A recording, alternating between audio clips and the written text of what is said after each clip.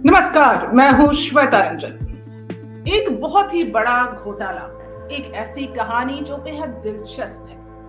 कहानी ऐसी है जिसमें कि कहीं ना कहीं लव एंगल है या फिर अंधभक्त होना भी है, और उसी में है साजिश, धोखा, फ्रॉड। ये एक ऐसी कहानी है जो किसी फिल्मी कहानी की तरह लगती है, लेकिन ये कोई फिल्मी कहानी नहीं है जो मैं आपको बताने वाली हूँ। ये देश के सबसे बड़े शेयर बाजार यानी कि स्टॉक मार्केट का जो एनएससी भारत का सबसे बड़ा शेयर बाजार है, उसमें हुई ये घटना है। ऐसा स्टॉक एक्सचेंज जहां की 49 यानी 49 करोड़ ट्रांजैक्शन रोजाना होते हैं। एक ऐसा स्टॉक एक्सचेंज जहां हर दिन का टर्नओवर, आप यकीन नहीं करेंगे, 64,000 करोड़ रुपए का है। इतना बड़ा ये शेयर मार्केट है और इसमें इतनी बड़ी धांधली हो गई। और जब धांधली का खुलासा हुआ तो उसमें कई ऐसे नाम आए हैं जो कि शायद एग्जिस्ट ही नहीं करते। जी हाँ, एक योगी की बात हो रही है। योगी जो कि निराकार है, जो कि कहीं भी मैनिफेस्ट हो जाता है, कहीं भी वो प्रकट हो सकता है, उसमें ऐसी शक्तियां हैं, ऐसी ताकत है। और वो योगी जिसको किसी ने देखा नहीं है, वो योगी जिसकी कोई तस्वीर नहीं है, वो योगी जो कहते हैं हिमालय पर रहता है, वो योगी इस पूरे स्टॉक मार्केट को चला रहा है। कैसा लगता है सुनकर? यकीन नहीं होता ना?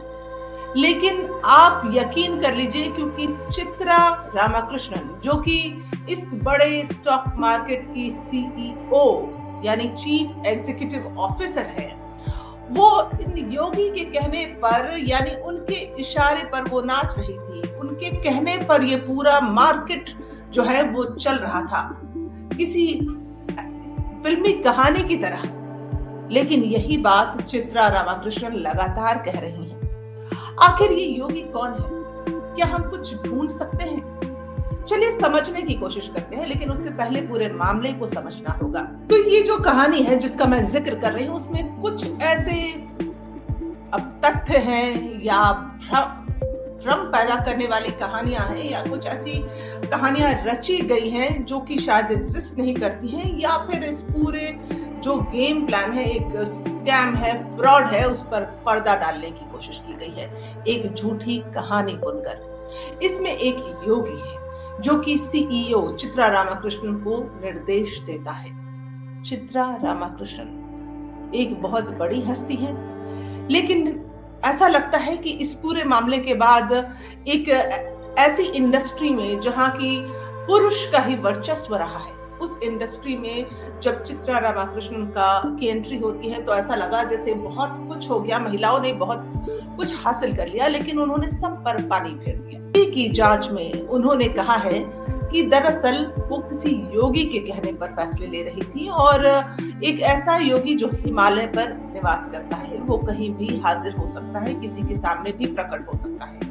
तो सबसे बड़ी बात है, इस कहानी में कई हैरान करने वाली बातें हैं जो सामने आई हैं। सबसे पहली बात कि एक शख्स है जो कि जिसका नाम है आनंद सुब्रमण्यम। इस आनंद सुब्रमण्यम को नौकरी देने के लिए एससी में एक नए पद का गठन किया गया, यानी जो पद नहीं था उस पर इसको लाया गया, एक पोस्ट को क्रिएट किया गया। और जो शख्स 15 लाख रुपए की सैलरी पर था, उस इंसान की सैलरी 1.38 करोड़ रुपए के पैकेज पर उसको नियुक्त किया गया। फिर उसका प्रमोशन भी होता रहा। फिर यहाँ पर यह भी बात आती है कि और हर फैसला जो था वो योगी जो कि कथित तौर पर जो हिमालय पर रहता है, उसके पास ईमेल भी था। आप सोच सकते हैं कि हिमालय पर रहने वाला योगी जो कहीं मैनिफेस्ट हो सकता है, उसके पास एक ईमेल आईडी है। क्या डिजिटल युग है, उसके पास होगा। लेकिन वो योगी चित्रा रामाकृष्णन को निर्देश देता है कि इसकी सैलरी इतनी नहीं, इतनी होनी चाहिए, उसकी नियुक्ति इस पोस्ट पर नहीं, इस पोस्ट पर होनी चाहिए, उसको इतने दिन नहीं, इतने दिन दफ्तर आना चाहिए। मतलब आप यकीन कर सकते हैं स्टोरी पर, लेकिन ये स्टोरी है और ये चित्रा खुद बता रही है जांच में। खैर, तो जब आनंद सुब्रमण्यम की एंट्री होती है तो हर साल उनको प्रमोशन भी मिलता रहता है, और उसके बाद महज 3 साल में उन्हें ग्रुप ऑपरेटिंग ऑफिसर बना दिया जाता है। उसे हर रोज ऑफिस आने की जरूरत भी नहीं होती। पहले वो 5 रोज आते थे तो योगी जी ने चिट्ठी लिख दी कि 5 नहीं जी, उनको 3 दिन ही दफ्तर आना है। फिर वो 3 दिन दफ्तर आने लगे।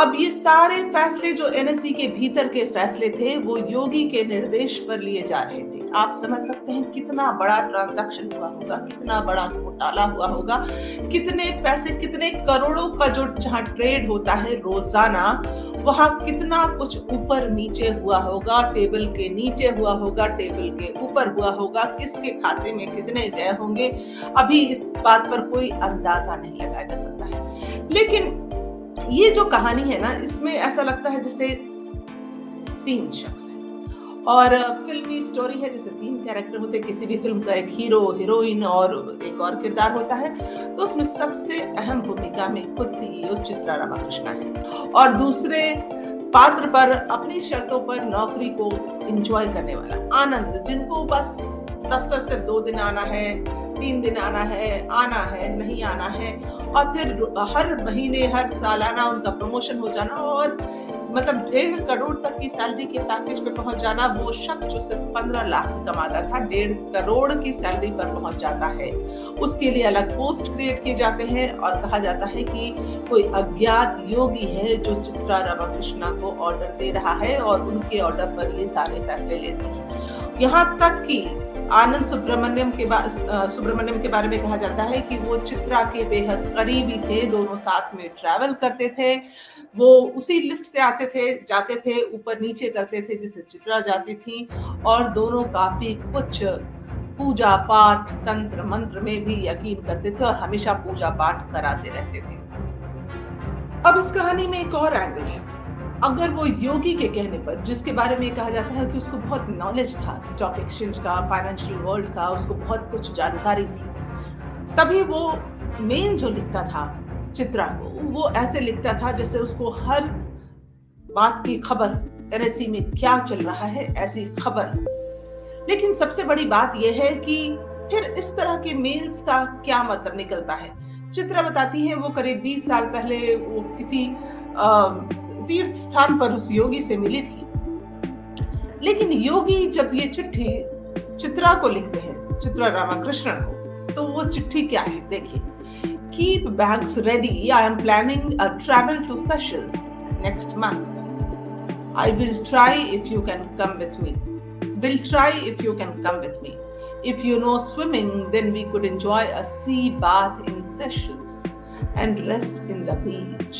I'm asking my tour operator to connect with Kanchan for all of our tickets. मतलब कि सेशल्स जाने की बात हो रही है, सी बाथ की बात हो रही है और फिर सन बाथ की बात हो रही है। तो ये शख्स जो कि चित्रा को ये चिट्ठी लिख रहा है, क्या ऐसा लग रहा है कि कोई वो सिद्ध पुरुष है जो हिमालय पर रहता है? नहीं लग रहा ना, मुझे भी नहीं लगा। देखिए एक और चिट्ठी आपके सामने। Today you are looking awesome. You must learn different ways to plait your hair, which will make your looks interesting and appealing. मतलब चित्रा के लुक्स की बात योगी कर रहा है, तो यानी कि वो जो योगी है वो सिर्फ दफ्तर के भीतर क्या हो रहा है ये नहीं, वो चित्रा के लुक्स और सेशंस जाने की और स्विमिंग और सनबाथ की बातें भी कर रहा है। फिर आप देखिए एक और चिट्ठी। Did you hear that Makara Kundala song I sent? You must hear the resonance of that iteration. I'm happy to see cheer on your face and absolutely from your heart. I did rejoice the time yesterday with you. These small things you did for yourself make you feel younger and energetic. मतलब किसी फिल्मी कहानी की तरह जिसमें romance भी हो, कुछ ऐसा लग रहा है ना। अब ये योगी के बारे में कहा जा रहा है कि सबसे पहले तो मैं आपको बताना चाहूंगी कि जो योगी है, सो कॉल्ड योगी, इसका जो ईमेल आईडी है rigyajurSama@outlook.com। और ये शख्स जो है, ये जो भी मेल करता था उसमें सीसी रखा करता था आनंद को। तो अगर आप अपने दिमाग के घोड़े दौड़ाएं तो आपको समझ में आ सकता है कि ये शख्स वास्तव में कौन है। लेकिन फिर भी बहुत सारी चीजें हैं जो ये साबित करती हैं कि हो सकता है ये शख्स आनंद सुब्रमण्यम हो, जो कि तमाम पर्क्स एंजॉय कर रहा है, बड़ी सैलरी एंजॉय कर रहा है और भी बहुत कुछ एंजॉय कर रहा है। या फिर ये शख्स फाइनेंस मिनिस्ट्री का कोई शख्स हो सकता है। जिसको एनएसई में घट रही हर घटना की जानकारी है, फाइनेंशियल वर्ल्ड को बहुत क्लोजली देखता है।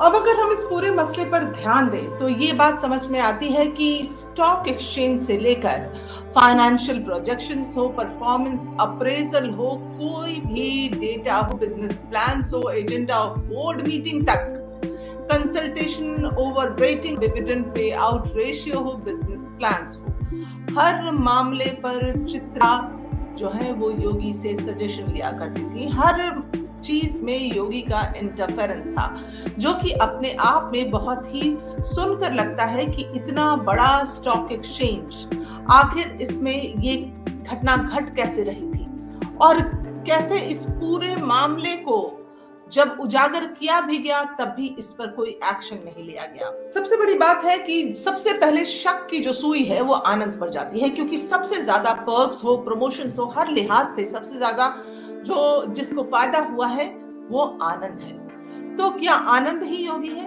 ये सोचा जा सकता है, क्योंकि हर लेटर में जो कि दो लोगों के बीच में बात हो रही है, चित्रा और योगी में, उसमें सीसी आनंद है। तो क्या आनंद ही योगी है? ये शक की सुई सबसे पहले उधर ही जाती है। फिर योगी है, उसने इंस्ट्रक्ट किया कि आनंद की सैलरी बढ़ाई जाए, उसके प्रमोशंस किए जाए, उसको ऑफिस आने के लिए 5 दिन नहीं बल्कि 3 दिन के लिए कहा जाए। तो ये सारे जो फैसिलिटीज हैं, यहाँ तक कि बिजनेस क्लास ट्रैवल हो या फिर 5 स्टार होटल स्टे हो, हर सुविधा जो है वो आनंद ने एंजॉय किया। तो क्या हम कह सकते हैं कि आनंद ही योगी है? ये माना जा सकता है। हो सकता है वो कौन कर रहा हो, चित्रा को ये इस तरह से एक चिट्ठी लिखकर योगी की एक कहानी गढ़कर। फिर एक ये भी है कि जो चित्रा और आनंद सुब्रमण्यम के बीच में जो एक रिलेशन था, दोनों बेहद क्लोज थे, दोनों एक ही साथ लिफ्ट में ऊपर जाते थे, नीचे आते थे, साथ ट्रैवल करते थे, हमेशा दोनों साथ होते थे। और यहाँ तक कहा जाता है कि चित्रा आनंद के खिलाफ कुछ नहीं सुन सकती थी। आनंद ऑफिस में चाहे कैसे भी बिहेव करे, कोई भी चित्रा से डायरेक्टली नहीं मिल सकता था, उसको आनंद के थ्रू ही आना होता था और कोई भी बात पर वो आनंद के खिलाफ कुछ नहीं सुनती थी। तो क्या आनंद अपने लिए एक ऐसा ग्राउंड वर्क तैयार किया था उसने? क्या उसने चित्रा को ऐसी कहानी, योगी की कहानी बुनकर उसको फंसाया? कहा जा सकता है कि आनंद ही योगी है। दोनों ही बहुत ही एक ही विचारधारा के थे, दोनों बहुत ही ज्यादा ऑर्थोडॉक्स थे, दोनों बहुत ही ज्यादा पूजा पाठ, यहाँ तक कि लिफ्ट की भी पूजा कराते थे जब कुछ इम्पोर्टेंट होना होता था। तो क्या ये मान सकते हैं कि दोनों एक ही तरह की सोच रखते थे, एक ही तरह के बिलीवर थे, तो इसलिए उनकी सोच एक जैसी थी और आनंद ही योगी बनकर चित्रा को बेवकूफ बना रहा था। अब अगर हम ये सोचें कि क्या ये कोई और शख्स है, आनंद नहीं है, तो फिर हमें क्या लगता है, आनंद कौन है? आनंद पर शक क्यों नहीं हो सकता?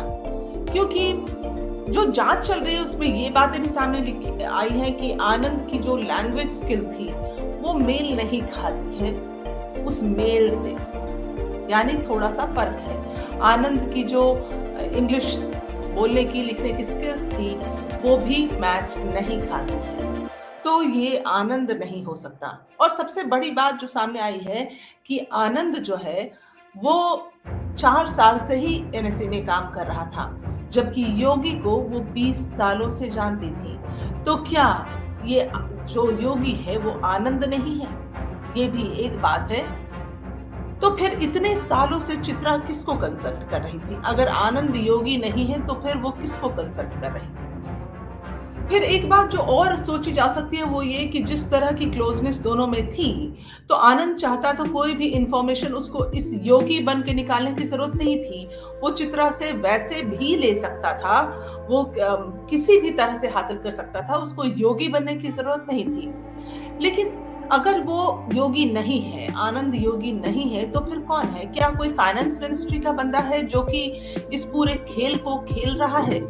सीबीआई के पास अब ये मामला है और सीबीआई इस मामले की गहराई से अगर जांच करे तो बहुत कुछ खुलासे हो सकते हैं, क्योंकि अब तक जिस तरह से जांच की गई है, पूछताछ कर छोड़ दिया गया है। यहाँ तक कि आप देखिए, सेबी ने 11 फरवरी को चित्रा पर 3 करोड़ का जुर्माना लगाया है। तो ये 3 करोड़ का जुर्माना देखा जाए तो कुछ भी नहीं है। ऐसे तो आप देखिए, कुछ भी आप पाप कीजिए, कुछ भी फ्रॉड कीजिए और उसके बाद जुर्माना देके आप बच निकलिए। जब ये इस मामले का खुलासा 2016 में हो चुका था, तो हम 2022 तक किस चीज की वेट कर रहे थे? क्यों नहीं इस पर एक्शन लिए गए?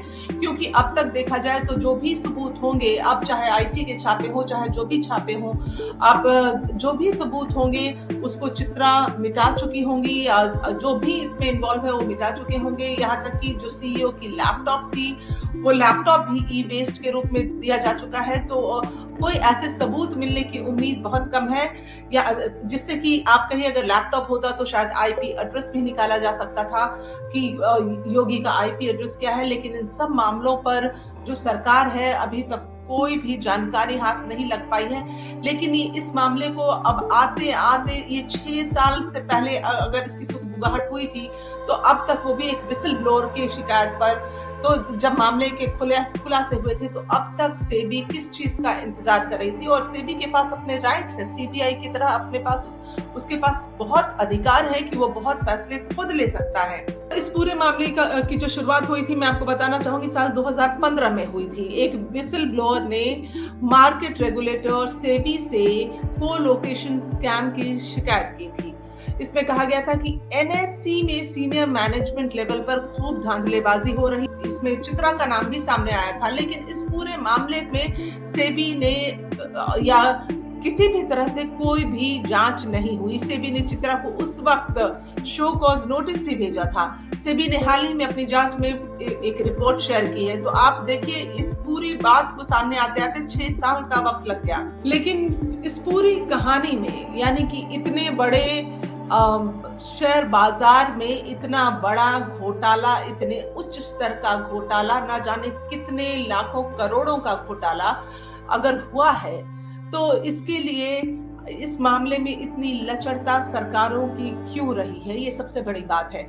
और दूसरी बात कि क्या कोई प्रभावशाली व्यक्ति ही योगी है जो कि किसी तरह से चित्रा के करियर को चमकाने में लगा हुआ था, आनंद को मदद करने में लगा हुआ था? आखिर उसकी मंशा क्या थी, उसके इरादे क्या थे? क्या वो एक प्रभावशाली व्यक्ति है जिसको हर चीज की जानकारी थी? क्यों वो एनएससी के अंदर के फैसले ले सकता था? सेंसिटिव इंफॉर्मेशन उसके पास होती थी। तो आखिर अब चित्रा जब ये कहती हैं कि नहीं, हमारा एक विश्वास होता है, हमारा एक कोच हो सकता है लाइफ में, हम उससे राय लेकर अपने फैसले ले सकते हैं। कई व्यक्तियों के कई कोच होते हैं। तो ये कहकर, ये दलील देकर चित्रा बच नहीं सकती, क्योंकि जब कोई इंफॉर्मेशन सेंसिटिव होता है तो इसको इस तरह से लीक नहीं किया जा सकता। इतने ऊंचे पद पर, इतने ऊंचे ओहदे पर बैठी चित्रा इतनी बड़ी गलती, इतनी बड़ी चूक कैसे कर सकती है? खैर, इसमें योगी कौन है? क्या आनंद है? क्या वित्त मंत्रालय से जुड़ा हुआ कोई शख्स है? क्या सरकार का कोई व्यक्ति है? या फिर खुद चित्रा है?